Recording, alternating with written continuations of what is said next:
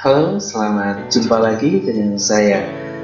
Nah, pada kesempatan ini saya akan bercerita lagi.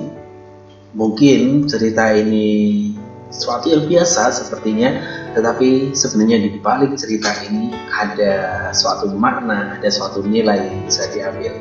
Nah, bagaimana ceritanya? Mari kita saksikan yang berikut ini.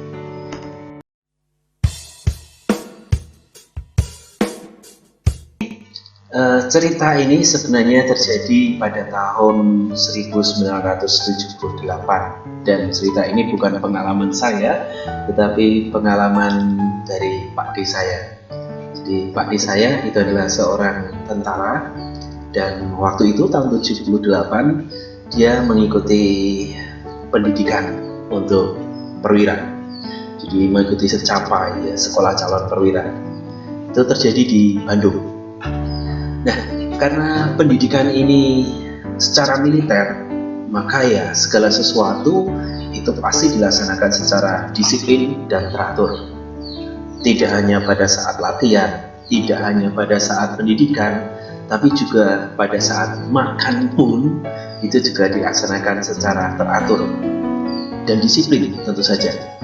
Nah, suatu saat ketika sedang acara makan, jadi di ruang makan itu tiap meja itu sudah diatur satu meja untuk 4 orang dan di situ pun lauk yang dihidangkan juga sudah diatur, jadi hanya untuk 4 orang itu saja.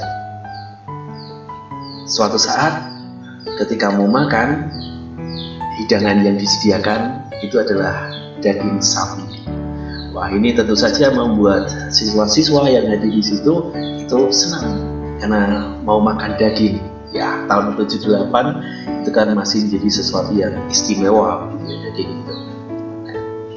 Kemudian karena agama yang dianut oleh semua siswa di situ itu berbeda-beda, maka sebelum makan dilakukan doa dulu, dan doa pun juga dilaksanakan menurut agama dan kepercayaan masing-masing. Saat berdoa dilakukan, salah satu dari siswa itu melihat daging sapinya besar, maka dia pun segera mengambil daging sapi itu dan ditaruh di mejanya. Nakal juga ya. Tapi ya itulah yang terjadi. Kemudian setelah doa mereka ambil makan, kemudian mulai makan.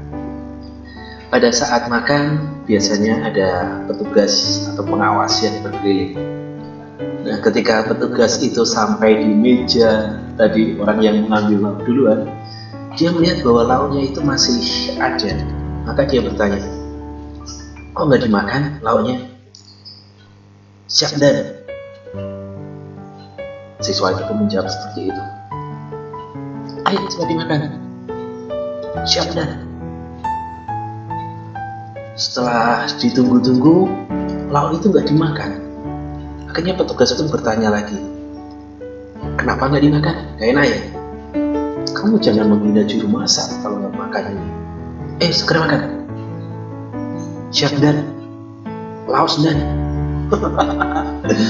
Ternyata lauk yang dikira daging sapi yang besar tadi ternyata isinya laos.